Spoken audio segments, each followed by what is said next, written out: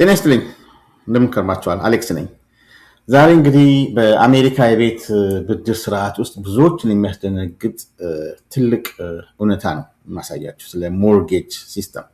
አንድ ሰው ቤት ሲገዛ ምን ያህል ወለድ እንደሚከፍል እና እንዴት ትራፕ ውስጥ እንደሚገባ ያሳያችሁ ነው የፈለኩት ማለት ነው። አንዳንድ ኤግዛምፕሎችን እየተጠቀምኩ ይሄ እንግዲህ ሞርጌጅ ካልኩሌተር ነው ስክሪን ላይ የምታዩት ማለት ነው። እና ይሄ ትራዲሽናል የ30 ዓመት ቋሚ የቤት ብድር የሚባለው ሞርጌጅ ሎን አጠቃላይ ሂሳቡ ሲሰላ ባንኮች ከፍተኛ ትርፍ የሚያጋብሱበት ዘዴ ሆኖ የተዋቀረ ነው። አንፎርቹኔትሊ ይህ የሆነበት ምክንያት ደግሞ አሞርታይዜሽን በሚባለው የክፍያ ስሌት አካሄድ ነው። አይ ቲንክ ከዚህ በፊት ስለ አሞርታይዜሽን ቴብል ብዙ ቪዲዮዎችን የሰራው ይመስለኛል። እና አሞርታይዜሽን በጣም ኢምፖርታንት የሆነ ኮንሴፕት ነው ስፔሻሊ እዚህ ሞርጌጅ ሎን ላይ እና ኤኒ ካር ሎን ኤኒ ሎን ላይ ሊሆን ይችላል። እና ዛሬ ማሳያችሁ ይሄ ሞርጌጅ ሎን ከጀርባው ያለው የወጥመድ ስሌት ነው። how you get trapped in this American mortgage loan system ማለት ነው። እና እዚህ ቁጥር እያስገባሁኝ አንዳንድ ነገሮችን አሳያችኋለሁ ማለት ነው። እና የዚህ 30 ዓመት የቤት ብድር ውል ሲፈራረሙ አበዳሪ ባንክ ወለዱን በቅድሚያ እንዲከፈል ያደርጋል ማለት ነው። እንደምታውቁት በመጀመሪያዎቹ 10 እና 15 ዓመታት ውስጥ የሚከፍሉት ወራዊ ክፍያ ዋናውን የብድር ዕዳ እምብዛም አይቀንሰው። በጣም የሚገርማችሁ ማለት ነው። ብታዩት ወለዱን ሎኑን ስትከፍሉ ብዙ ፖርሽን የሚሄደው ወደ ፕሪንሲፓሉ ነው የሚሆነው ማለት ነው። ስለዚህ እምብዛም ሎኑ ሲቀንስ አይታይም። ይልቁንም የደከሙበት ገንዘብ ይሄ ሃርድ ኤርንድ መኒ የሚሄደው በቀጥታ ወለዱን ለመሸፈን ይሆናል ማለት ነው። እና በምሳሌ ለማሳየት አንድ 400 ሺህ ብር ሞርጌጅ ሎን የወሰደ የተበደረ ሰው ቤት ለመግዛት let's say በ6.5% ኢንተረስት ሬት ለ30 ዓመት ቢሆን የወሰደው 30 ዓመት ማለት ወደ 360 ወር ነው የሚሆነው። let's assume this person has credit score average credit score good ቢኖረው እንግዲህ እንደምታዩት ስክሪኑ ላይ በየወሩ 2528 ብር ይከፍላል ማለት ነው ይሄ ሰው። እና በጣም የሚያስደነግጠው 510177 ብር ነው እንደወለድ የሚከፍለው ማለት ነው። የዚህ የ400,000 ብድር ወለድ 510177 ብር ነው ማለት ነው። እና አሞርታይዜሽኑን ሳሳያችሁ እንግዲህ 910,000 ብር ይሆናል ማለት ነው። 400,000 ብድር የወሰደ ሰው at the end of the 30 years 30 ዓመት ድረስ ከቆየ 910,000 ብር ይሆናል ማለት ነው። more than double ነው የሚሆነው ማለት ነው። እና እንደምታዩት እንግዲህ 400,000 ብሩ 910,000 ይሆናል ማለት ነው። 510,000 ኢንተረስት ብቻ ይሆናል ማለት ነው። እና ይሄ እንግዲህ ትራፕ ነው። በጣም አስደንጋጭ ነው። እንደምታዩት 400,000 ብድር የተወሰደ በ6.5 2500 እየከፈላችሁ በየወሩ ብትቀጥሉ 510,000 ብር ነው ወለድ የምትከፍሉት ማለት ነው። በአጠቃላይ 910,000 ብር ይሆናል ማለት ነው at the end of the loan term ማለት ነው። እና እንግዲህ አሞርታይዜሽኑ እንደሚያሳያችሁ በየወሩ የምትከፍሉት ብድር ሎን ሪፔመንት ኢንተረስቱ ምን ያህል ነው፣ ወለዱ ምን ያህል ነው፣ ፕሪንሲፓሉ ምን ያህል ነው የሚለው ነገር የሚያሳያችሁ እየተከፋፈለ ማለት ነው። እና ዋናው እዚህ ጋር ላሳያችሁ የፈለኩት ነገር ምንድነው እሱ በ30 ዓመት የጊዜ ገደብና በ6.5 በ6.5 ኢንተረስት ሬት ብድር ሲወስዱ ለቤቱ ከተዋሱት ዋና በላይ ለባንክ ወለድ ብቻ ይከፍላሉ ማለት ነው። ይሄ እንግዲህ በጣም አንፎርቹኔት ነው።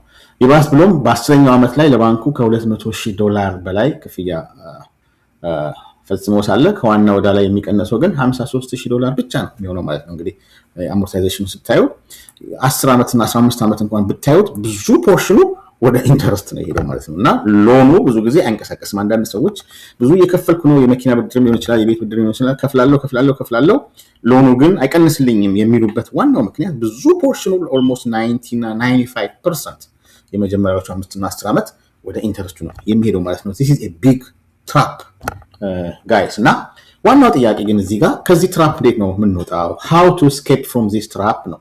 የ30 ዓመቱን የብድር ስርዓት ማሸነፊያ መንገዶች ምንድናቸው?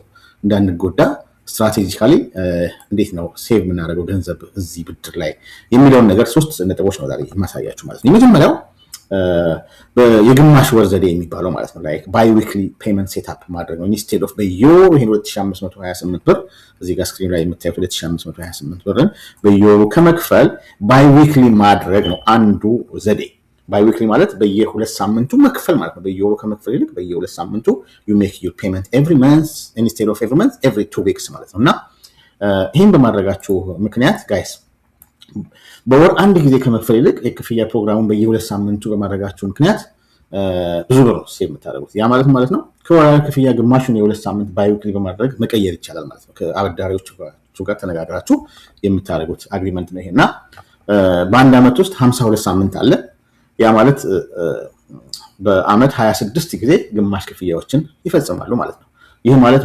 በአመት 13 ወራዊ ክፍያ እንደመክፈል ማለት ነው ወይም ደግሞ አንድ ኤክስትራ ፔመንት instead of 12 አንድ ኤክስትራ ፔመንት መንዝሊ ፔመንት ታደርጉ 13 ይሆናል ከዛ ጋር እኩል ነው የሚሆነው ማለት ነውና ውጤቱ the result is really amazing guys ይሄን በማድረጋችሁ ምክንያት huge amount of money ነው የምታድኑት እና ይህ ቀላል ለውጥ ከ30 አመቱ ጉዞ ላይ ከ4 እስከ 5 አመታትን ይቀንስላችኋል ማለት ነው በ30 አመት ተከፍሎ የነበረው በ25 አመት ወይ በ26 አመት ሎኑ እንዲያልቅ ያደርጋል ማለት ነውና that will make you save a lot of money ሁለተኛው በተጨማሪ ክፍያ በማድረግ በቀጥታ ከዋና ወዳ ላይ መቀነስ ማለት ነው pay the principal directly ማለት ነው እና ብዙ ጊዜ እቺን 2500 አሁን በየወሩ የምትከፍሉ ቢሆን ብዙ ፖርሽን የሚሄደው ወደ ኢንተረስት ነው ግን ኤክስትራ ፔመንት በማድረግ ቀጥታ 2000 ይሁን 10000 ይሁን 5000 ይሁን እንዳያቀማችሁ ወደ ፕሪንሲፓሉ ብቻ ስትከፍሉ huge amount ነው ሴቭ የምታደርጉት ማለት ነው ለምሳሌ ቦነስ ብታገኙ የታክስ ሪፈንድ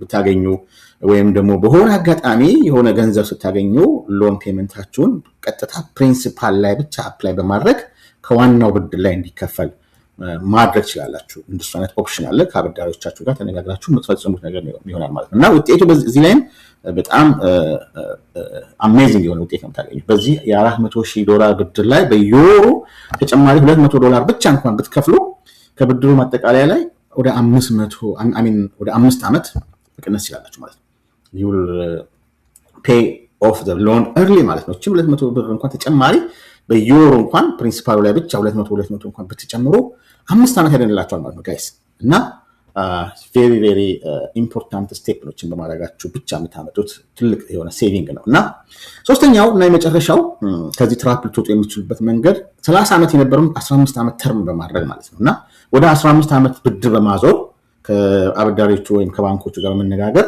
instead of having 30 years term loan you can have 15 years term loan ማለት ነው ይሄን በማድረጋችሁ ብቻ ራሱ የቤተሰብ በጀት የሚፈቅድ ከሆነ በተለይ የ15 አመት የቤት ብድር መምረጥ አጠቃላይ የወለድ ግማሹን ከግማሽ በላይ ይቀንሰዋል ማለት ነው የቤቱ ባለቤትነት ኢኩዊቲ በፍጥነት እንዲያድግ ያደርጋል ማለት ኢኩዊቲያችሁ በፍጥነት እንዲያድግ ያደርጋል መሸጥ ብትፈልጉ በጣም ጥሩ የሆነ ገንዘብ የምታገኙት ማለት ነው ስለዚህ የ15 አመት ብድሮች አብዛኛው ጊዜ ኢንተረስት ሬት ጥሩ ኮምፒቲቲቭ የሆነ ኢንተረስት ሬት ነው የሚሰጧቸው 15 አመት ብድሮች አብዛኛው ጊዜ ከ30 አመት ብድሮች ያነሰ ወለድ ተመን አላቸውና በ30 አመት ሎን ላይ የምታገኙ ኢንተረስት እና በ15 አመት ሎን ላይ የምታገኙ ኢንተረስት ሬት በጣም ዲፈረንት ነውና እነዚህ እንግዲህ ሶስት ነገሮች በመጠቀም you can escape from this trap ማለት ነው otherwise you will end up paying too much money እዚህ ላይ እንደምታዩት የ400,000 ብድር ላይ 510,000 ብር ኢንተረስት ነው የምትከፍሉት ማለት ነው እነዚህ ሶስት ነገሮች በመጠቀም you can escape